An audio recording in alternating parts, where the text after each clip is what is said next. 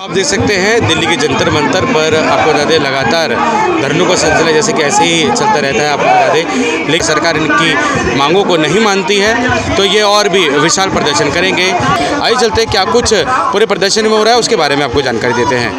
होता है उसको गर्म करेंगे।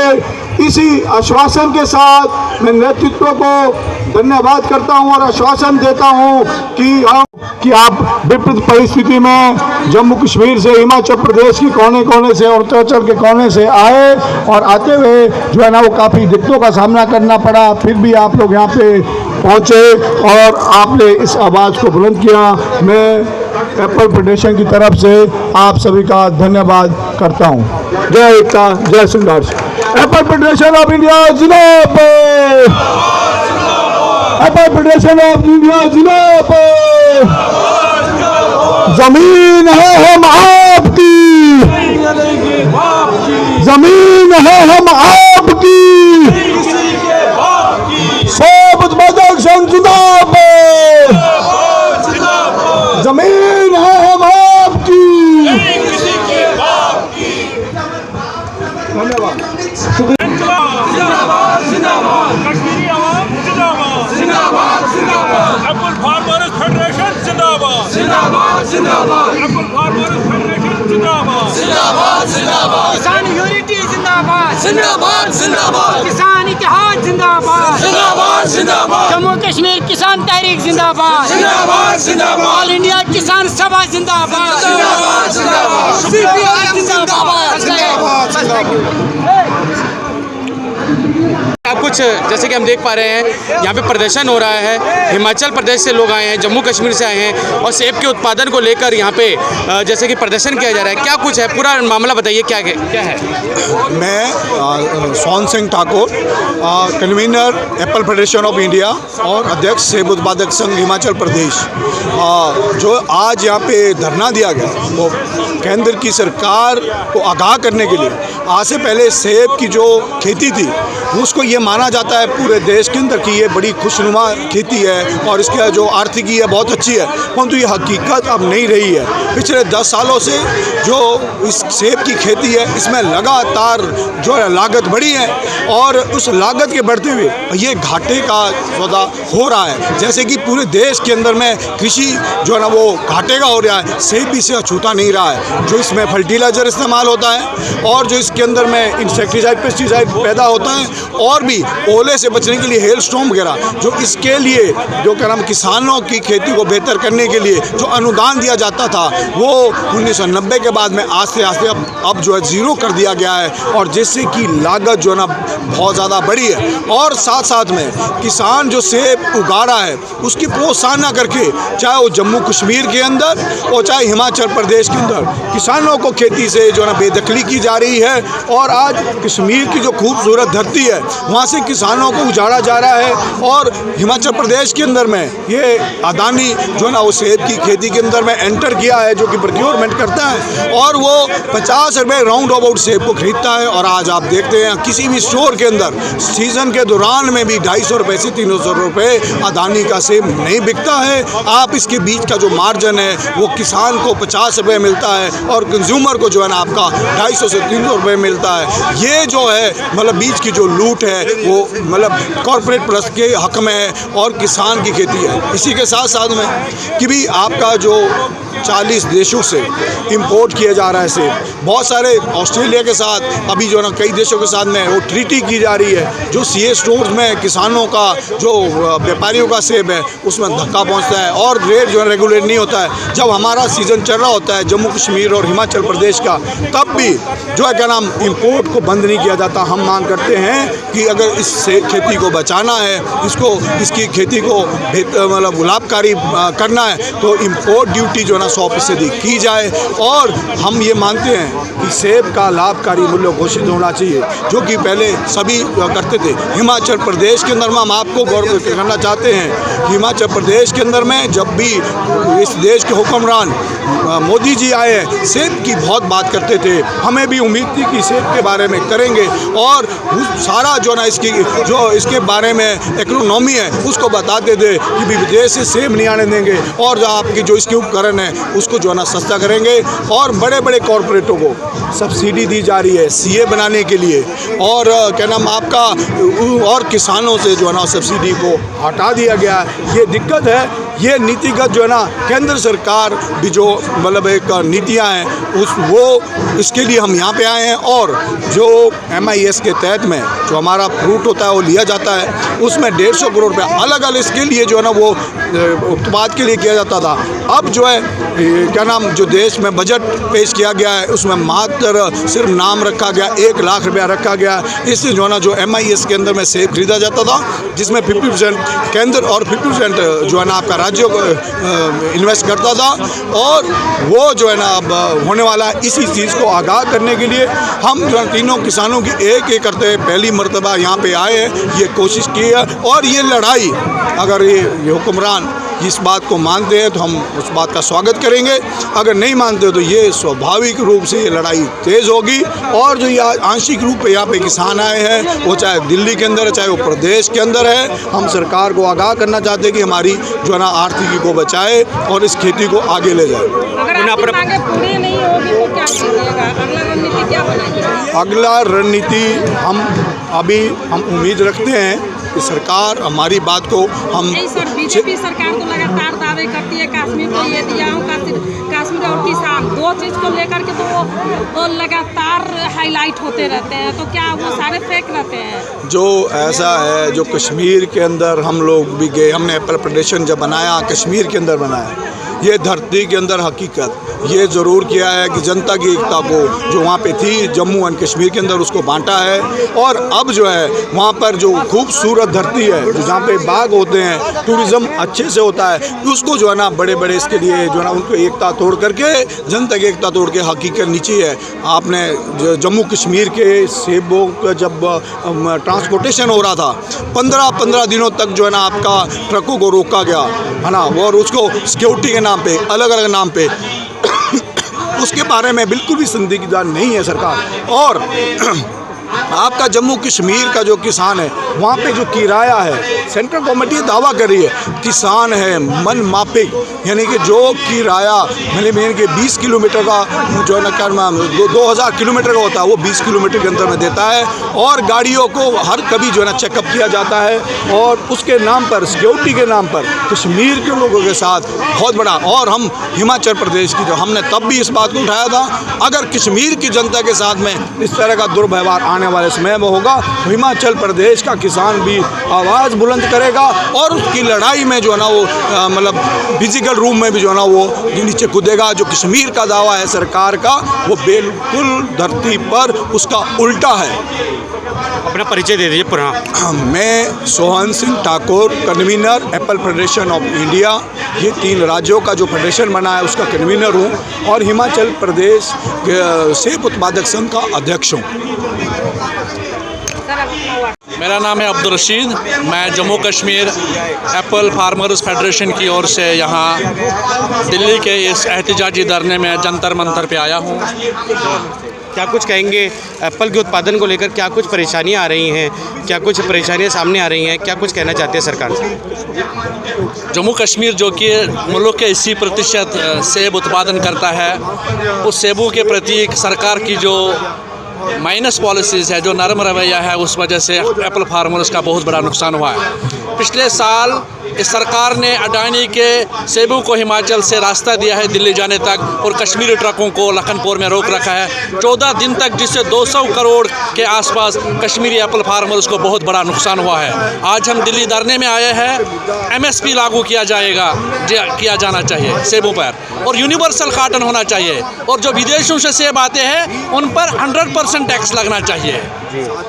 इसलिए आज हम यहाँ आए हैं, क्योंकि जो एप्पल फार्मर्स है जम्मू कश्मीर की वजह से हिंदुस्तान 7वें नंबर पर दुनिया में है जो सेब उत्पादन करते हैं। पहले नंबर पर चाइना है, लेकिन चाइना में 47% दुनिया का सेब उत्पादन होता है, और चाइना की आबादी हिंदुस्तान के बराबर है, लेकिन वहाँ रेट नहीं गिरते हैं। जम्मू कश्मीर की वजह से हिंदुस्तान 7वें नंबर पर है, लेकिन हिंदुस्तान में सेबों के रेट, सेबों के दाम गिरते हैं। विदेशों से सेब लाए जाते हैं, उन पर कोई टैक्स नहीं लगाया जाता है, जिस वजह से कश्मीरी सेबकारों को बहुत नुकसान हुआ। आज हम इस सरकार को बावर कराना चाहते हैं कि ये जो लोग जंतर मंतर पर आए हैं। ये जो लोग जम्मू कश्मीर से यहाँ पर नारेबाजी करने आए हैं, इनकी डिमांड है कि सेब को MSP के दायरे में लिया जाना चाहिए, यूनिवर्सल कॉटन होना चाहिए और फिक्स्ड रेट होना चाहिए, फिक्स्ड किराया होना चाहिए। जो खाद और अद्वियात है उन पर सब्सिडी होनी चाहिए और कौमी शाहरा को 24 घंटे के लिए खुला रखा जाए ताकि कश्मीरी सेबकारों को कोई नुकसान न हो। पुनः अपना परिचय दे दीजिए। मेरा नाम है अब्दुल रशीद, मैं एप्पल फेडरेशन फार्मर्स कश्मीर का उपाध्यक्ष हूँ। अगर सरकार आपकी मांगों को गंभीरता से नहीं लेती है और आपकी इन समस्याओं को समाधान नहीं करती है तो आगे आप क्या को रोका? ऐसा नहीं लगता है कि सरकार इसका समाधान करेगी, क्योंकि सरकार जो बनी है ये सबका विकास, सबका विश्वास, लेकिन दो का विकास करने निकली है। ये अडानी और अंबानी का विकास करने निकली है। ये आम किसान का, आम जनता का विकास नहीं करेगी। लेकिन हमारी राय में हमें आवाज़ उठानी चाहिए। जब जब जुल्म बर्पा होगा हमें आवाज़ उठानी चाहिए ताकि ये बहरे कान, ताकि ये गूंगे बहरे कान एक दिन सुनेंगे, एक दिन ताकत से गिराए जाएंगे। और याद रख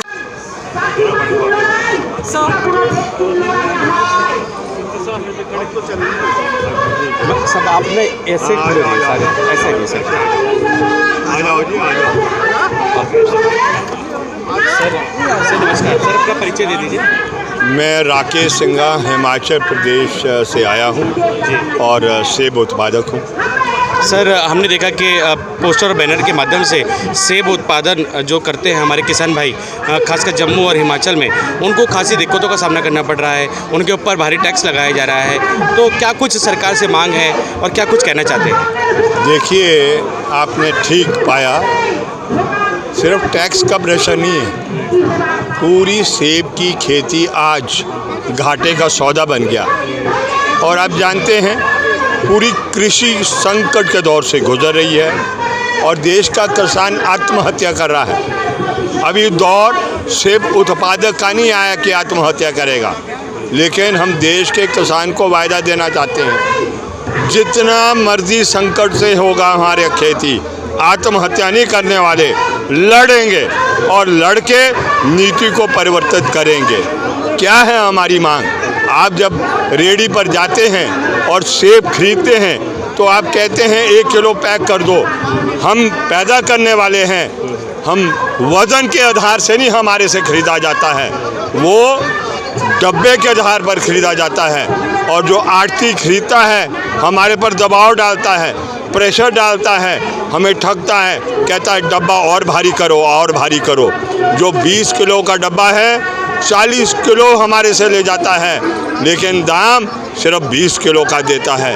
ये है हमारी मांग। तो काटन प्रथा बंद होनी चाहिए। हाँ, हमारी मांग ये है कि वज़न के आधार पर, और जो दुनिया में काटन चलता है, जो पेटी चलती है, जिसको यूनिवर्सल का दर्जा देते हैं, वो इंट्रोड्यूस होना चाहिए। लेकिन हमारी सरकार ढिलमुल रवैया रखती है। इसलिए हम सरकार को कहते हैं, अगर लोगों ने भाजपा को बाहर किया उसका एक मुख्य कारण ये था कि किसान दुखी हो गया था और उसने बाहर किया। अगर वो भाजपा को बाहर कर सकती है तो तुमको भी बाहर करेगी, अगर आप किसान के पक्ष में नीति निर्धारित नहीं करेंगे और कानून नहीं बनाएंगे। आप जानते हैं कि इस देश के अंदर 2009 के अंदर लीगल जो कानून है इसका भाड़े का, जिसको हम क्या बोलते हैं, मेट्रोलॉजी एक्ट कहते हैं, वो आ गया था, जो कहता है कि जो भी फ्रेट होगा वो डिस्टेंस एंड बाय वेट होगा। लेकिन हमारे से डिस्टेंस और वेट के आधार पर नहीं लिया जाता है, लेकिन नग के आधार पर लिया जाता है।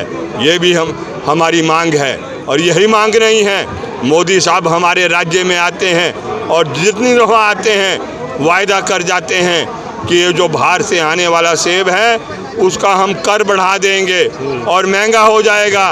वो उनके देश वाले तो उन किसानों को बड़ी सब्सिडी देते हैं, लेकिन हमारी सरकारें उस सब्सिडी को धीरे धीरे समाप्त कर रही है। हमारी लागत बढ़ गई और उनकी लागत घट गई और उनका सेब जब हमारे देश में आता है वो सेब बिकता है, ना कि हमारा सेब बिकता है। तो इसलिए आयात कर भी 100% लगना चाहिए। इन मांगों को लेकर हम आए हैं और इस बात को भी आए हैं, एकजुटता कश्मीर के किसान के साथ हम रखना चाहते हैं। ये जो फॉरेस्ट कंजर्वेशन एक्ट है जिसको अमल किया जा रहा है वो उस नज़रिए से नहीं किया जा रहा है जिस नज़रिए से वो बना था, लेकिन जो कश्मीर का सेब उत्पादक है उसके साथ दमन करने के लिए उस कानून को आज लागू किया जा रहा है। और हिमाचल प्रदेश में भी 1,66,000 किसानों ने जिन्होंने पिछले दिनों में आवेदन किया था ज़मीनों पर, उन पर भी ये तलवार लटकी थी बेदखली की। तो हिमाचल प्रदेश में किसानों ने लड़कर उस कानून को समाप्त किया, उसको सरकार के आक्रमण रवैये को पीछे किया। और आज हम जम्मू कश्मीर के किसान को बताना चाहते हैं, ऐसी कठिन परिस्थिति में हम तुम्हारे साथ हैं। आप लड़ाई लड़े और सरकार को पीछे करें, हम आपका साथ देना। हम छोटे होंगे लेकिन उसके बावजूद हम पूरी इच्छा शक्ति रखते हैं। जो भी दमन करेगा उस दमन का हम जवाब देना जानते हैं। पुनः अपना परिचय दे दीजिए। मैं राकेश सिंघा हूँ, हिमाचल प्रदेश से आया हूँ, सेब उत्पादक संघ के अंदर काम करता हूँ और यही हमारा परिचय है और किसान मजदूर की एकता करने का प्रयत्न करते हैं। मैम नमस्कार। मैम आप इस आंदोलन से जुड़े हैं? मैं स्टूडेंट हूँ और मैं स्टूडेंट्स की तरफ से सॉलिडारिटी देने इस आंदोलन में आज आई हूँ। जी, क्या कुछ कहेंगे? जैसे कि सेब उत्पादन करता है जो किसान है उनको बहुत समस्याओं का सामना करना पड़ रहा है, भारी कर चुकाना पड़ रहा है, अपनी ही जैसे कि उनकी अपने घर की खेती है। हिमाचल प्रदेश और जम्मू कश्मीर में सबसे ज़्यादा सेब की उत्पादन होता है, तो क्या कुछ कहेंगे? सरकार के लिए क्या कुछ कहना है? देखिए, मैं हिमाचल प्रदेश से आती हूँ और हमारा जो जितना भी हमारा इकोनॉमी है सबसे बड़ा हिस्सा उसका सेब के उत्पादन पे जो है निर्भर है। जिस तरीके का अटैक 2014 से लेके सेब की खेती पर हो रहा है उसके चलते बहुत ही अलार्मिंग सिचुएशन जो है पैदा हो रही है। इसीलिए हम बस यही चाहते हैं कि स्टूडेंट्स जो हैं, जो ऐसे घरों से आते हैं, किसानों के घरों से आते हैं, बागवानों के घरों से आते हैं, पूरे देश से, दिल्ली यूनिवर्सिटी का जो छात्र है, दिल्ली यूनिवर्सिटी या JNU किसी भी यूनिवर्सिटी का जो छात्र है वो जो पढ़ने लिखने यहाँ आता है, हम ये चाहते हैं कि कल जो मजदूर किसान रैली है उसके लिए अपना सॉलिडारिटी देने आए और अपना समर्थन देने ज़रूर आए। आज हम भी इसीलिए आए थे और कल भी हम इसीलिए आएंगे।